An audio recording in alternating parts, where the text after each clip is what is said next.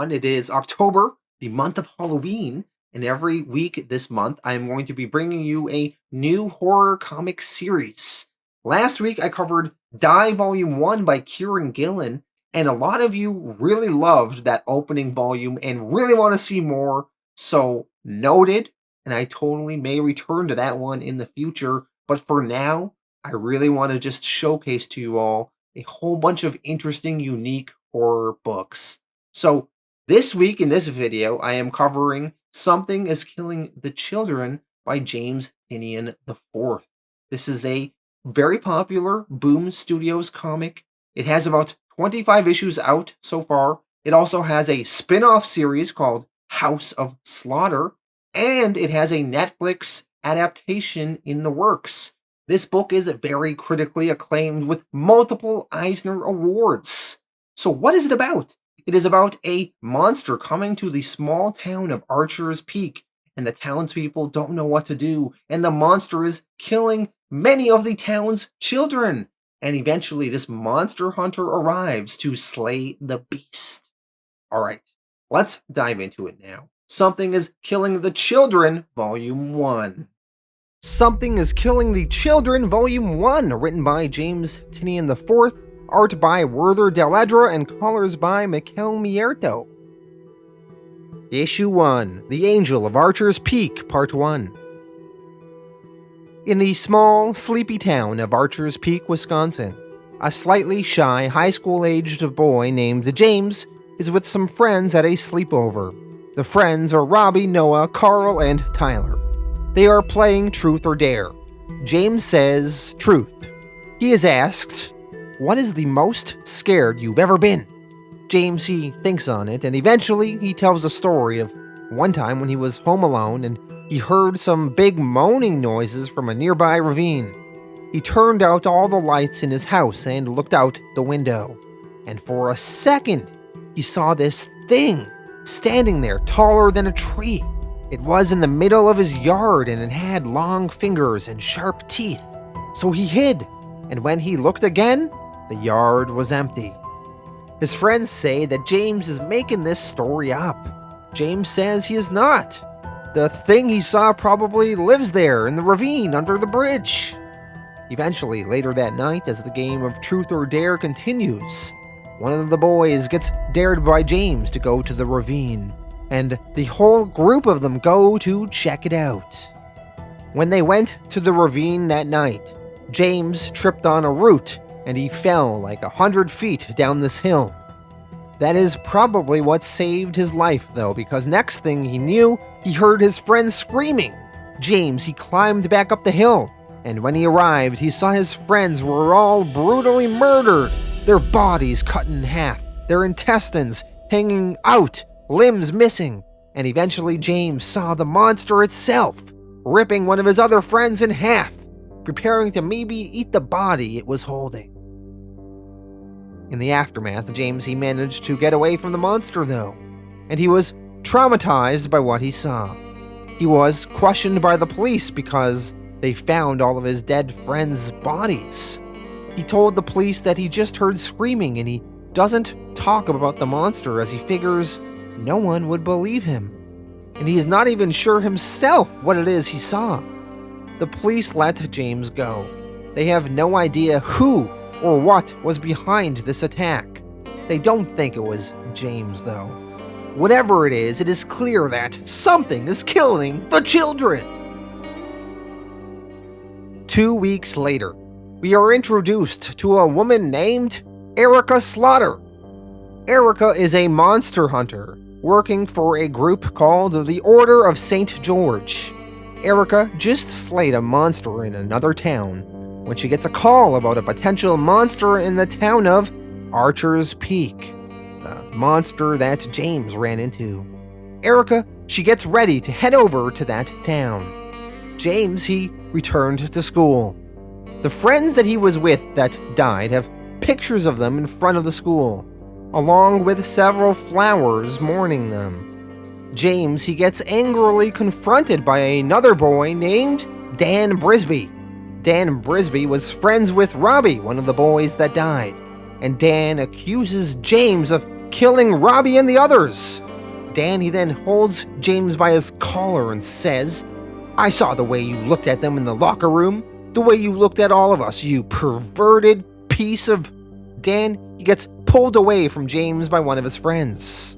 As Dan is being dragged away, he yells, But Robbie never did shit to you. He never even called you a goddamn name. But he wasn't ever going to kiss you, so you thought you'd just rip his head off. I don't even want to think about what you... From this interaction, I interpret that James is most likely a closeted gay kid. James, though, is unable to let this disrespect and these accusations of him killing his friends go. James quietly tells Dan, shut up. And Dan says, what did you say? And James says louder, shut the F up! Dan, he broke away from the friend that was restraining him, and he attacks James, and James punches Dan in the face. Later that day, James is brought to the principal's office. Principal John Collins. James was brought in for the fight that he was in earlier with this Dan Brisby. The principal and James discuss potentially calling James's dad, but the principal, he knows that James is a good kid and suffered something traumatic recently, so he is going to let this go. He also knows that Dan Brisby is a little bit of a jerk and he probably deserved to get punched in the face. The principal also clues us in that, in addition to James's friends, some other kids died in town recently. The total is now 9 kids dead in 2 weeks, and more are going missing every day. Nobody has answers, and the sheriff's office doesn't even know where to start. They think it's a rabid bear killing these kids. They got no idea. The principal tells James that he is free to take the rest of the day off if he wants, but James says they're going to be watching a movie in English class today, so he'd rather stay for that. The principal tells James, okay, alright, enjoy the movie then. Erica Slaughter arrives by way of bus to the small town of Archer's Peak. When she gets off the bus, she has a look at a missing persons board, and it has many of the kids that have gone missing recently. Erica, she eventually tracks down James. She wants to talk to him, learn more about this monster in town that she is here to slay. James, he doesn't want to talk to anyone anymore. He says that he's already told the police his story. Erica, she presses him though. She says that she's read what James told the police, but she really wants to know what he saw. James just said that he heard noises, but he never said what he saw. She says that she knows that James is scared and he is probably even doubting what he saw, but she promises on her heart and hope to die that she will believe whatever James tells her, no matter how weird it is, no matter how scary. James, comforted a little bit by this, tells her the story of what happened and the grotesque monster he saw, with its extra legs and sharp teeth and long nails, and how it brutally killed his friends. Erica thanks James for telling her. She then phones someone and tells them, I think we got a Class E7, Archer's Peak, Wisconsin. I've got it handled. James asks her, what does she mean that she's got it handled? She tells James, you got a monster in those woods. That's why I'm here. I'm going to kill it. James asks, can I help? Issue 2, The Angel of Archer's Peak, Part 2. We meet a new character named Tommy Mahoney. His sister is a Sophie Mahoney, and Sophie went missing recently, most likely a victim of this new monster in town. Tommy wakes up and he gets ready to leave for work for the day. Before he leaves, though, he talks to his mother, and his mother is still very distraught over her daughter Sophie having gone missing. Tommy's mom tells him to maybe put up some flyers on some cars with Sophie's picture on it to help with the search effort today. Both of them are frustrated by the lack of answers from the sheriff's office on Sophie's disappearance. James and Erica, they walk over to a restaurant called Applebeam's, which is clearly Applebee's. Inside, Tommy Mahoney is there. He is the manager of the restaurant. Erica asks if they can have a booth. She just wants to set up and work here for a few days. She also wants to leave her stuff whenever she has to leave. She'll pay $50 a day, and she'll order food. Tommy says fine, but there is a different manager on Thursday nights who's a little bit of a stickler for the rules. Erica says that she'll stay clear on Thursdays then. Erica and James sit at the booth. Erica then pulls out a little stuffed animal octopus, and she places it on the table with her. James thinks that this is pretty weird. She warns James, don't ask about the octopus. The two of them study a map of the town that Erica has spread out on the table. The reason Erica likes going to Applebeam's is because of the big tables, so she can spread out these maps. James asks her, have you done this before? And then we see flashes of Erica killing various monsters in the past. She tells James, yeah, I've done this before. Now show me where your house is on this map. The waitress and Tommy discuss Erica and James at the other side of the restaurant. They describe Erica as a weird blonde lady with the eyes. The waitress tells Tommy that she recognizes the boy with the girl. He's James. He was a suspect in one of the children killings recently.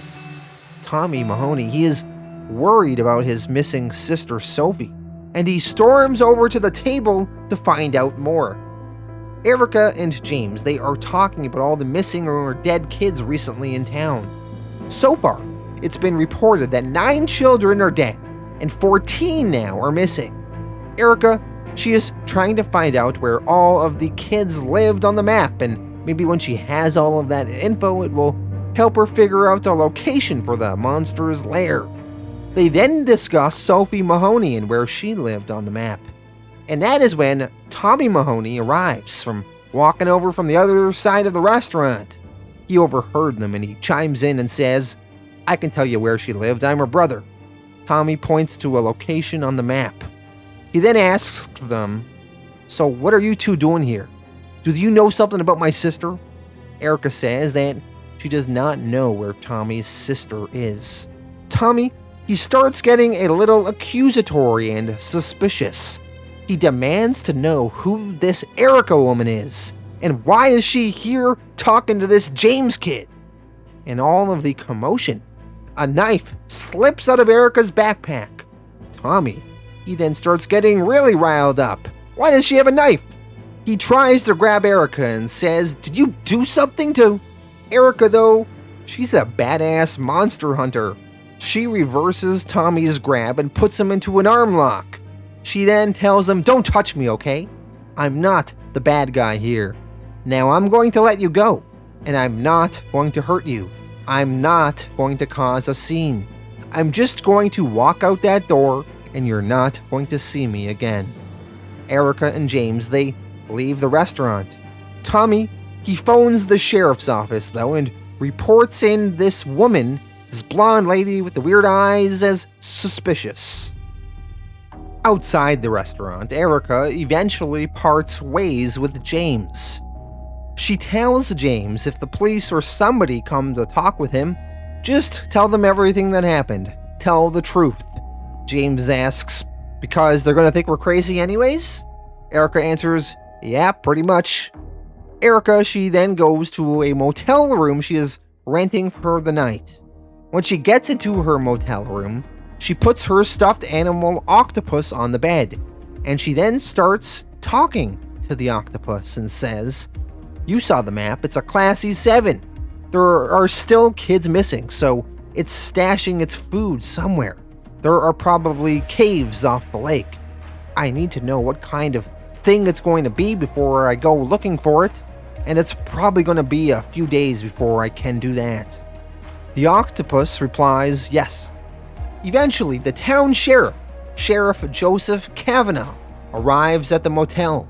The sheriff is here to question Erica after Tommy Mahoney phoned her in as being suspicious. The motel clerk tells the sheriff that He's heard some weird noises coming from her room. He wants the girl out of here.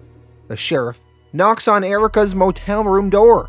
Erica opens the door and asks, "What seems to be the problem, officer?" And we see behind Erica is a weird ghost-type spirit that seems to be connected to the stuffed octopus. The possessed creature is called Octo, and it is bound to the stuffed animal octopus. The sheriff cannot see this spirit like Erica can. Issue 3, The Angel of Archer's Peak, Part 3. At a nearby bar in town, Tommy Mahoney is talking to two of his friends. They discuss James and Erica, whom he met at the restaurant. Tommy is convinced they are somehow involved with his sister's disappearance, and he means to investigate them further. Erica Slaughter has been taken in for questioning by Sheriff Joe Kavanaugh. The sheriff inspects Erica's driver's license and he thinks that this is maybe a fake. No way is Erica Slaughter her real name. Joe asks why she was talking to a stuffed animal in the motel room. He also warns her that he is tired of her bullshit. Erica remains very cool and confident the entire time. She tells the sheriff, "You asked me where I was on a bunch of dates. I told you. If you look at those dates and places up, you're going to find a lot of stories about little towns like this with missing kids. That's going to freak you out, and you're going to want to lock me up and throw away the key. But it doesn't change the fact that you saw me getting off the bus. You know I wasn't here in town when things went bad, but you still want to lock me up because it will make you feel like you're doing something." Erica asks Joe, who went missing first? Who was the first girl? They talk back and forth a bit, and Sheriff Joe is flabbergasted. Why does it sound now like Erica is interrogating him and trying to get information out of him? The sheriff is frustrated and warns Erica to stop messing with him. He says loudly, "Children are dead, Erica!" Erica replies, "I know. That's why I'm here. You're gonna get a call and you're going to let me go. A little bit after that, this problem is going to go away too. You're never going to really know what happened or why, and that's going to drive you a little bit crazy, but at least the kids will stop dying. That's going to happen sooner if you tell me who the first kid was that disappeared." At that moment, the sheriff gets interrupted by another officer named John Richards. John tells Joe that 5 more kids were found dead. They died recently. There is no way Erica could have done it. Joe tells John to get Erica out of here. Sheriff Joe, he is frustrated that 5 more kids are dead now on his watch. Erica tells Joe before she leaves, "I know how scared you are. I know what it's like to feel responsible for each and every one that you think you could have stopped." Joe asks her, "And you? You can stop this?" Erica says, "Yeah." Joe asks, "Why? Why can you stop this?" Erica answers, "I'm sorry, there isn't an answer I can give you that would make you feel any better. I'm not trying to be difficult." Joe tells John Richards to get her out of here. But before she is ushered away, Joe tells Erica, the first victim was named Sarah Washington. She went missing about 1.5 months ago. Joe asks, "Now what do I say when I get the phone call, the one telling me to let you go?" Erica answers, "You should tell him that he's an asshole and that he should have phoned sooner. 5 more kids are dead because of him." Once Erica is gone, Joe tells John Richards to trail the girl. Keep an eye on her. He wants to know what she's up to. Outside the police station, James is waiting for Erica. He heard that she got picked up by the police and he came to meet her. James starts walking with Erica. Erica is talking to Octo, her stuffed octopus. Octo tells her that the kill pattern is now more consistent with a Class B monster instead of a Class E. James, he can't hear Octo talking to Erica though. Erica just seems like a weird girl talking to a stuffed animal. Erica would rather James leave her alone, but James seems pretty determined to tag along with her. Erica tells James, "We need to get this over quick. We're gonna need weapons. Lots of weapons." Issue 4, The Angel of Archer's Peak, Part 4. Erica and James go to the House Depot, which is basically Home Depot. Inside, they buy all sorts of weapons: chainsaws, an axe, gloves, shears, rope, etc. The clerk is a little weirded out by Erica's purchases. Tommy Mahoney goes to visit his dad at the trailer park, who is a drunk, naked mess. Tommy, he steals his dad's handgun and he leaves. Sheriff Joseph Kavanaugh and his brother Tim Kavanaugh, who is the town coroner, are at a crime scene of the recently dead kids. Blood is on the walls and a big hole is in the side of the home. They have no clue who or what could have done this. The sheriff gets a phone call. It is the mysterious person that works with Erica. His name is Aaron, and he is also a member of the Order of St. George, although Aaron does not reveal anything personal about himself to the sheriff. We only see glimpses of Aaron this volume. He has an odd-looking cane and a tattoo on his hand. The tattoo is something called the Mark of St. George, and it is a picture of a dragon with spears through it.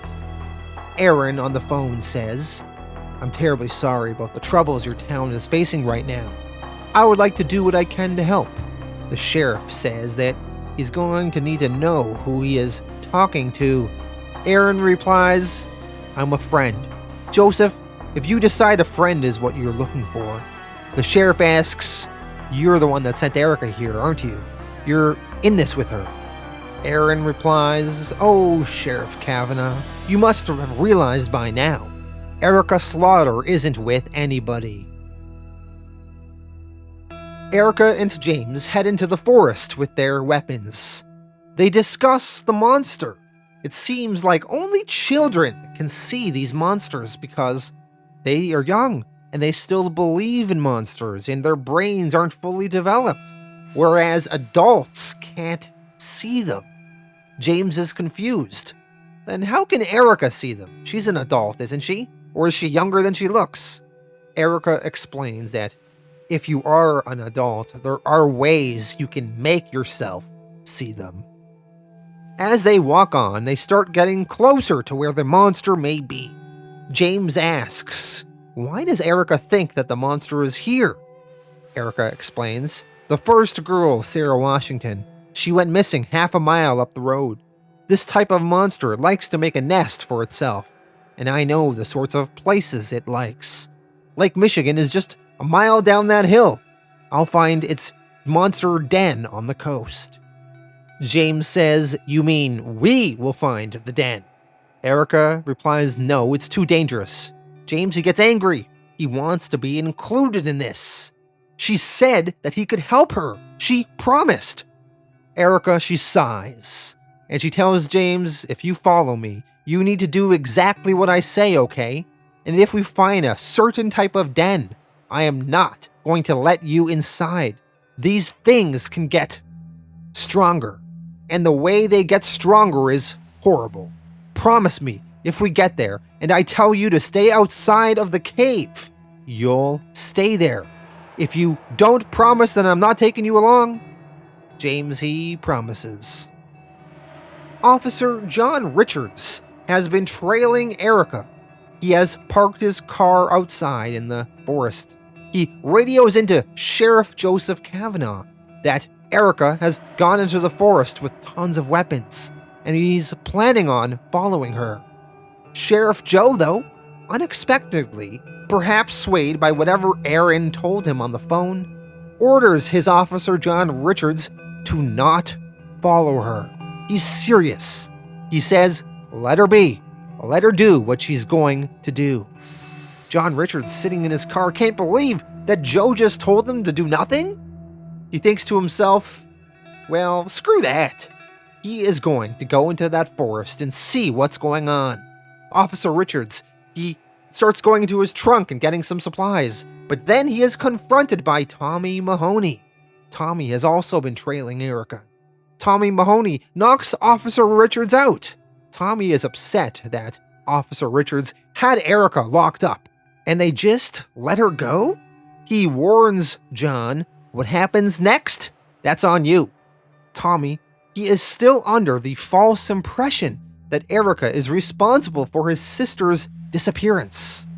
As Erica and James approach the cave where the monster dwells, Erica, she smells something really bad, and by studying the trail, she knows that the monster in the cave is more powerful and bigger than the one that she expected. Erica talks to Octo and says, "You knew this was going to happen, didn't you, you little piece of shit?" She warns James to stay behind and hide on the ridge. He is not to come out, no matter what he hears. Erica gives James some of her supplies and she gets ready for battle. Erica pulls up a bandana mask with teeth drawn on them, something the members of her order wear, and she heads into the monster's den. She lights up a glow stick, and a green light starts brightening up the cave. Inside the cave, she finds plenty of dead kids, victims of the monster. She is in the right place. Tommy Mahoney, he is in the cave as well, perhaps having trailed Erica, and he confronts her. He says, "I knew it. I knew you did this. You killed them, all of them, and you're going to pay." Erica replies, "Tommy, you need to get down now." The monster is behind Tommy, seemingly ready to kill him. Issue 5, The Angel of Archer's Peak, Part 5. Outside the cave, the octopus, Octo, starts talking to James. It starts mocking him, how he is weak, and eventually it manages to convince James to head on inside the cave.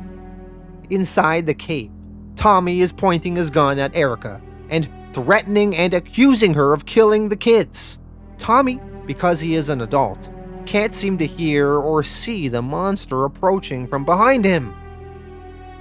Erica, she pushes Tommy out of the way, and then she uses that chainsaw, and she starts slicing and attacking various appendages of the monster. To Tommy, though, Erica looks like she's crazy and is fighting the air and swinging around a chainsaw. Erica stabs the chainsaw through the monster's face. Tommy asks, "Is this some kind of trick?" Erica says, "No, it's not." Tommy yells at Erica, "You killed my sister!" Tommy, holding his gun, fires it. The bullet misses Erica and it misses the monster as well. Erica calls Tommy an idiot, and she tackles him and tells him, "You just made it angry. You're going to kill us both." Tommy, frustrated, yells, "There's nothing there! There's nothing here but you and me." James, he wanders into the cave. He has been shot by Tommy's gun. The bullet that Tommy fired apparently hit him. Tommy is concerned. He sees James and he frantically is worried. He says, I didn't mean to. Erica punches Tommy in the belly, winding him for a bit. The monster starts sniffing out James. Erica runs over to James and makes him take off his jacket and throws it far away. The monster, with its sniffing, goes after the jacket, attracted to the smell. Erica tells James, "I know you're in a lot of pain right now, but I need you to stay quiet. If you stay quiet, I can keep you alive." Erica then tells Tommy, "The monster's blind, but it can smell him, damn it. Tommy, listen. This boy is going to die if you don't stop messing everything up. Do you understand?" Tommy does not understand, as he still can't see the monster and still thinks that this is all some kind of trick. A little girl then climbs out of the pile of dead children, and she says, "It took me. It ate my sister. It ate so many of them." Erica runs over to the girl and asks her her name. The girl says her name is Bian, and she says that she has been here a long, long time. Erica picks the girl up. Tommy, he looks at the pile of children. and he recognizes his sister Sophie in the pile. She is, in fact, dead. But Tommy, he finally found her, and he starts crying. Erica, worried that they are running out of time before the monster turns its attention back over to them, tells Tommy, "Tommy, we're running out of time. I'm going to need you to do something now. It's going to hurt like hell, but it's the only way we're going to get through this. This is a one-way door, but I don't think any of us are going to be alive for long if I don't go through it." Erica, she holds some weird object in her hand, and she explains, "It's horde gold from the House of Slaughter. I need you to see." So with this weird object from her secret order, she stabs something into Tommy's head. Whatever it was, it really hurt. Tommy is angry. What did she just stab him with? But then, Tommy gets a vision. He sees a memory flash of some man and woman sitting around a boardroom. They are members of the Order of St. George, part of this House of Slaughter. Each of them has a bandana around their face with teeth on it, similar to Erica's. And each of them also seem to have their own stuffed animal with them too. Then Tommy is out of the vision, and he's back in the cave. And he finally can see the monster himself. Whatever Erica did to him allowed him, an adult, to see the monster same as the children do. Tommy says, Is that what you've been fighting? You messed my head up. This isn't real." Erica tells him it is real. Now he needs to carry James and Bian and to get out of here. Tommy, he agrees. He grabs the two children and he runs out of the cave with them. Erica stays, and she continues fighting the beast, armed with a chainsaw and other weapons. Tommy, he, with the two kids, runs over to Officer John Richards, the cop that he hit earlier. Tommy says that he needs help. He needs to get these two to a hospital. Richards, still peeved at Tommy for hitting him, puts that aside and has them all pile into the back of his car, and he starts driving to the hospital.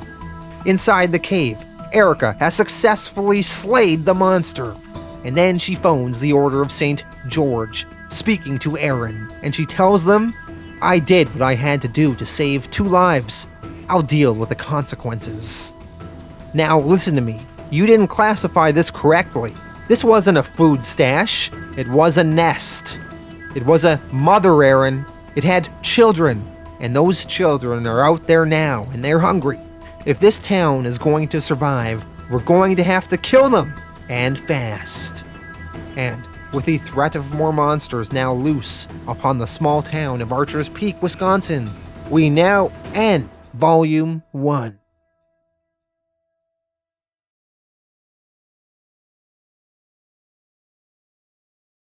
Alright, so that was Something is Killing the Children, Volume 1. Now let me give you my thoughts on this one. I thought the artwork was pretty nice. Maybe not my favorite, but it totally nailed the vibe and the scariness it was going for. I liked trying to figure out some of the lore in this book, figuring out different kinds of monsters there might be, how prevalent they are. Also, what is the deal with Erica's group and how do they work and how big are they? So lots of interesting things I want to get answers to in future volumes. We also had a pretty good cliffhanger where we learned there are more monsters in this town that Erica is going to have to get to. So that was good stuff. And I really love the vibe of this small town and seeing this monster causing anarchy and how it affected everyone. So lots of really cool things in this opening volume. I'm going to give this one an 8 out of 10. Thank you all for watching. And next week I will be back with Scott Snyder's We Have Demons.